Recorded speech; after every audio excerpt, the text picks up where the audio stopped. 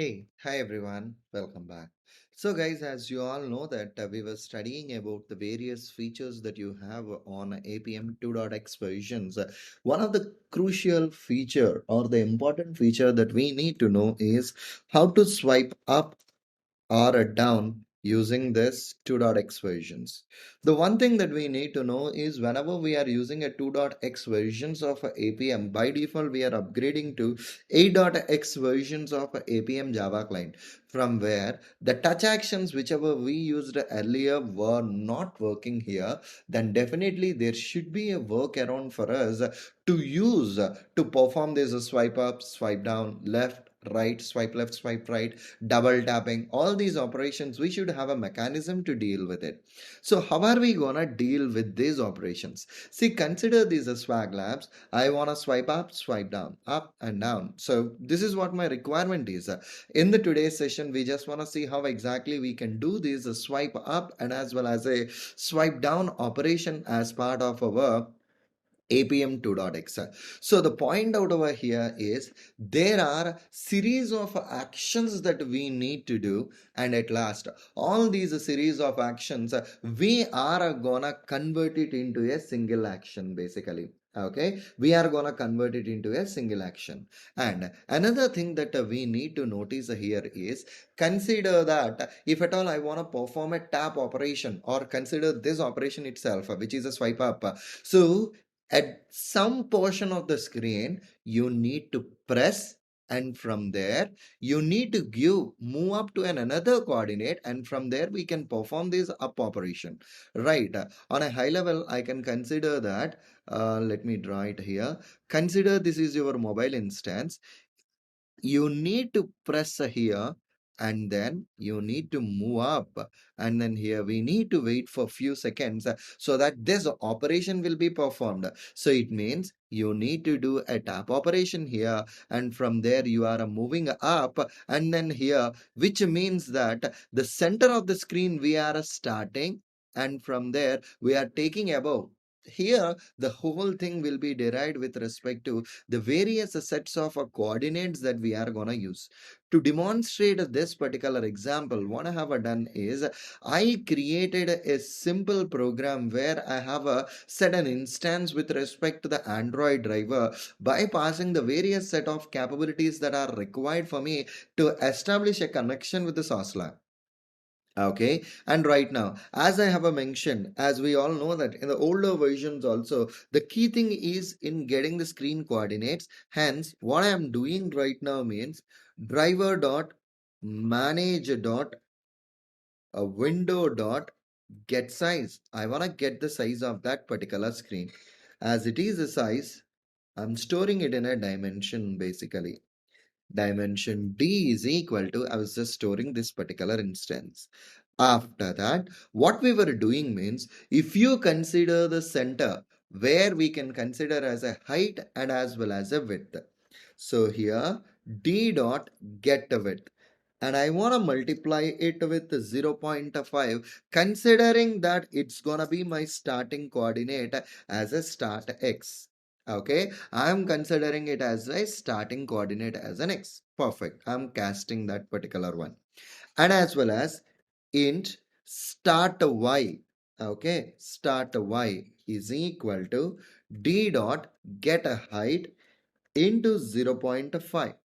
Okay, we are getting the actual screen height and width. As I have mentioned the center, right, we were just getting that particular information. In the current situation, the x coordinate is not changing, as my requirement is to swipe up or down, wherein which the y coordinate itself is changing, and hence the x coordinate is not changing. Hence my start x and end x are one and the same. Int and y is equal to, what I'm doing here means considering this as my mobile screen, and here is a 50%, that's what we captured as a start x and a start y, and moving up would be around a 0.2. So that's the reason what I am doing means d dot get height, and this time I'm multiplying with the 0.2, which I'm considering as an end coordinate. Okay, this I'm considering as an end coordinate for me. Okay, perfectly all right. And once we have this particular end coordinate here, I want to perform some kind of a touch actions here. Okay, a similar kind of a touch actions that I want to deal with, where I need to create an instance to my pointer input. So pointer input space, maybe consider it as a swipe up is equal to new pointer input of, okay, new pointer input of what kind of an input? Basically it is a kind of the touch action that I'm doing. It is a kind of touch action I'm doing, and I'm giving a name as a swipe up. Okay, that's fine. I have just given a unique name for that. Okay, perfectly all right. And here it's gonna be a pointer input. Perfect. Done. And once we have a given this particular name, okay, once we have a given this particular name, there are series of activities that we need to do on this particular swipe up. So here what I am doing is sequence is equal to the new sequence of actions on this swipe up. Okay, on this particular swipe up, and the initial length I am considering it as a starting from 1. Okay, this is the swipe up. And for this sequence, we need to add an action. Which action I want to add on this particular swipe up?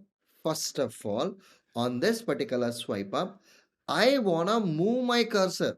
Okay, I want to move my cursor, and immediately I want to move my cursor. Hence, I'm giving this coordinate as a 0. The first parameter duration as a 0. So there is no delay for me in moving my cursor in that screen. As I have already added a delay here to load the app, there is no further delay. Hence, I'm giving it as a duration dot 0. Okay, duration dot 0. And here we are using a viewport. So what is the significance of this particular viewport here? Means this viewport means the original coordinates of that particular screen, and I want to deal with it from, okay, I want to deal it with it from my start y. I'm just giving it as a start y. Okay, this is what my first sequence of action is. The sequence of action, move it, and after moving you need to press your cursor, right? So again I'm going with my sequence of action again. Okay, where I'm adding my action, which is this swipe up dot the create a point down and pointer input dot move my mouse button left. Basically, okay, move my mouse button as a left argument. Okay, move my mouse button as a left argument. After performing this particular action, we need to wait for a few seconds, right? We need to wait for a few seconds after performing this particular action. Hence new, I wanna do a pass. Okay, I wanna do a pass on this particular swipe up. I wanna do a pass, and the duration of around 200 milliseconds. Okay, and I was just giving a duration of 200 milliseconds. Okay, perfectly all right. So why are we getting this 1, 2? We have a 1. Okay, one more bracket 2. Okay, that ends there. Okay, and again there will be a one more bracket that ends here. Okay, that's fine. So we just did it, and after that again we need to take out, right? We need to swipe up as we placed the cursor and we brought it to the center, and now we need to move it. So here again swipe up. Okay, swipe up dot I wanna move, and this time I want to move out with a delay of 100 milliseconds.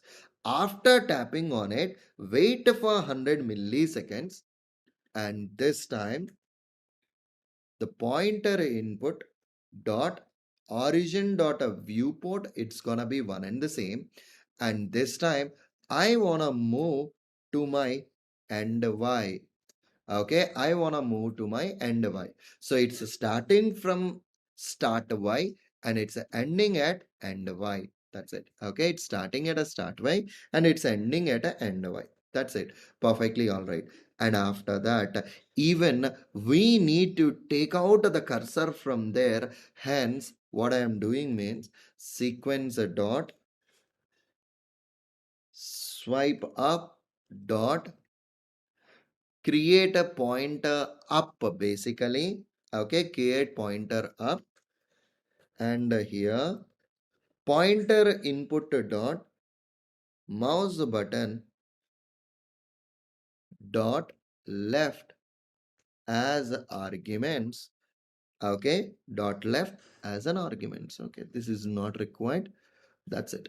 Okay, left as an arguments. Perfectly all right. Save it out. Okay, that's it. I just created this particular sequence of actions. All these sequence of actions we need to perform. So here driver dot perform, and it is accepting collection of sequences. We have only one sequence that I have created right now. Hence collections dot singleton list basically. Okay, to the singleton list I'm passing this particular sequence. I'm passing this particular sequence to this particular collections. So this is a perfectly all right. We are pressing, we are waiting for few seconds, and then we are performing a swipe up operation. Now let me start my Appium server and let me try to run this particular program. Okay, I just started my Appium server right now, and let me try to run this program and see whether it is performing the actions on the browser or not. Okay, let the program execute. Let's wait. So the Appium settings was launched, and then it should kill the app and it should relaunch the app basically. Okay, and once this app got launched, okay, let's wait. It should launch the app, and after launching the app we are giving a 9500 milliseconds as a thread dot sleep there, and after that it should perform the swipe up operation. Perfectly all right, this operation got performed successfully. Okay, this operation got performed successfully. That's it. So this is the way how exactly we can deal with this particular scenario, guys. Okay, this is the way how exactly we can deal with this particular scenario. Okay, any doubts on this one? So I think it's pretty much cool in this particular flow.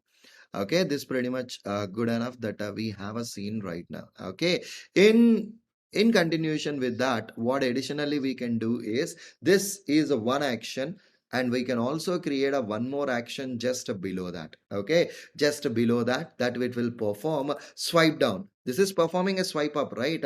And after that a thread dot a sleep of 5000 seconds that I am giving. Wait for this much of time. Okay, so what I'm doing means let me pause this video, let me replace these lines of a code so that we can have these two actions. So what I'm doing means I'm just placing these lines of a code again.